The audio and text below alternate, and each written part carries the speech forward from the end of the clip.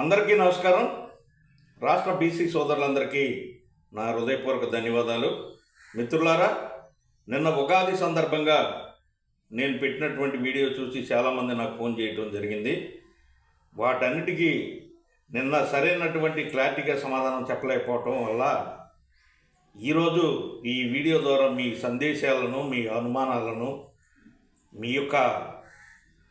మీరేమైతే అడిగారో వాటన్నిటికీ సమాధానాన్ని తెలియజేస్తున్నాను.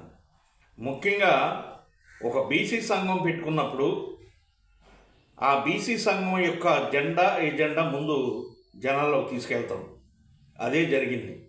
మా యొక్క లక్ష్యం బీసీ సమగ్ర హక్కులకన్నా జరగాలని. దీనికి ఏ పార్టీ వాళ్ళైనా ఉండొచ్చు, ఏ పార్టీ నాయకులు ఈ విషయానికి మద్దతు పలికితే వాళ్ళని స్వాగతిస్తాం. అంతేగాని ఈ బీసీ సంఘం అనేది ఏ పార్టీకి మరి అనుబంధ సంస్థ కానీ వాళ్ళు చెప్పు చేతల్లో కానీ లేదనేది నా ముఖ్యమైన వాదన. మీకు అందరికీ అర్థమయ్యి ఉంటుంది.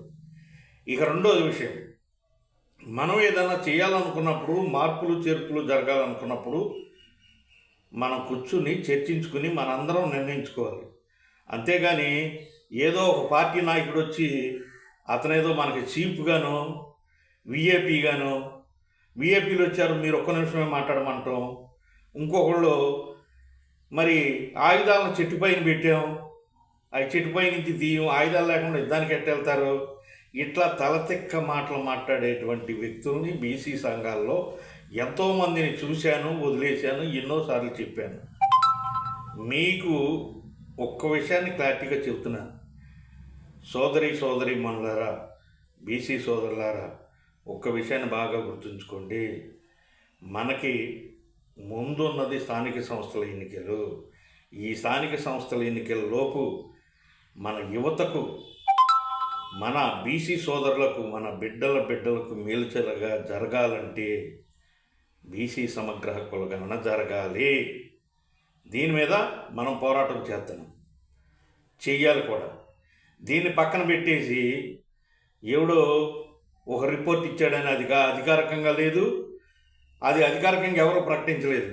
నేను ఇంకోసారి కూడా చెప్తున్నాను, వాట్సాప్లోనూ ఇంకా మాట్లాడే వాళ్ళకి, ఆ ప్రకటించిన వాళ్ళు చూపిస్తున్నటువంటి ఆ లెక్కలో తప్పుల తడకలు. అందుకనే ప్రభుత్వం దాన్ని ప్రకటించలేదు.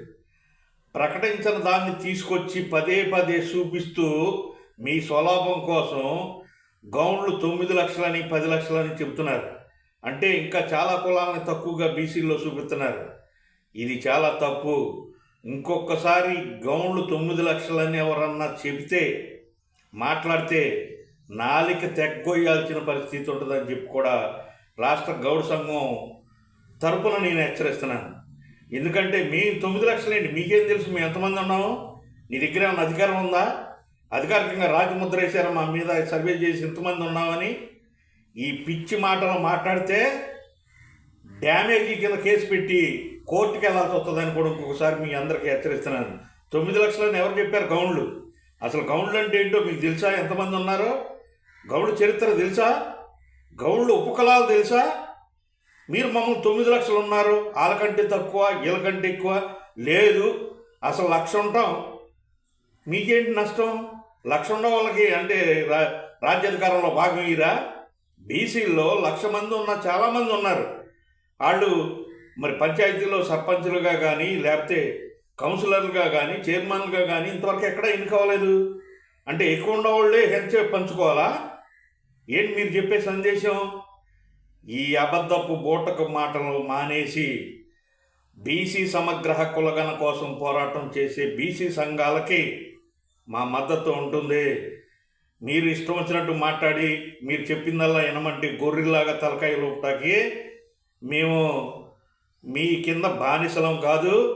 ఆధిపత్య కులాల కింద పనిచేసే పార్టీల్లో పనిచేసే నాయకులము కాదు. మీరు ఎట్టగంటే ఆధిపత్య కులాలకు కొన్నాళ్ళకు మమ్మల్ని పరిపాలించిన వీళ్ళని ఆ బానిసత్వం నుంచి బయటపడ్డాం అనుకున్నాం. మళ్ళీ మీ దగ్గర మేము బానిసలుగా బతకాల్సిన అవసరం మాకు లేదు. మాది ఒకటే లక్ష్యం, ఒకటే జెండా, ఒకటే అజెండా. అదే బీసీ సమగ్ర హక్కుల గణన, అదే బీసీ సమన్వయ కమిటీ ఏజెండా. దాని మీద ముందుకు వెళ్ళాలి. ఏదైనా మార్పులు చేర్పులు ఉంటే మేము కూర్చొని చర్చించుకోవాలి. కానీ ఏ పార్టీ నాయకుడు జనాల్లోకి వెళ్ళలేని వాళ్ళు, ఒక జిల్లాని సరిగా చూడలేని వాళ్ళు, ఏ జిల్లాని యూనిట్గా తీసుకుని ఎక్కడికి వెళ్ళి జనాల్లో మాట్లాడొచ్చారు వీళ్ళు. ఇలాంటి వ్యక్తులు చెప్తే ఏసీ రూమ్లో కూర్చుని బయటకు వచ్చి ఊకదుంపులు దంచినంత మాత్రాన ప్రజలు బీసీలు క్షమించరని చెప్పి మీ అందరికీ తెలియజేసుకుంటూ, అబద్ధపు బూటకు మాటలు మాని జరగాల్సిన ఏజెండాని ముందుకు తీసుకెళ్లే విధంగా బీసీ సమన్వయ కమిటీయే కానీ, స్వతంత్ర బీసీ ఫెడరేషన్ కమిటీయే కానీ ఎవరు ముందుకొస్తే వాళ్ళతో బీసీ సంఘాలు కలిసి పనిచేయడానికి, నేను కలిసి పనిచేయడానికి ఉన్నామని తెలియజేసుకుంటూ సెలవు తీసుకున్నా. జై హింద్, జై బీసీ.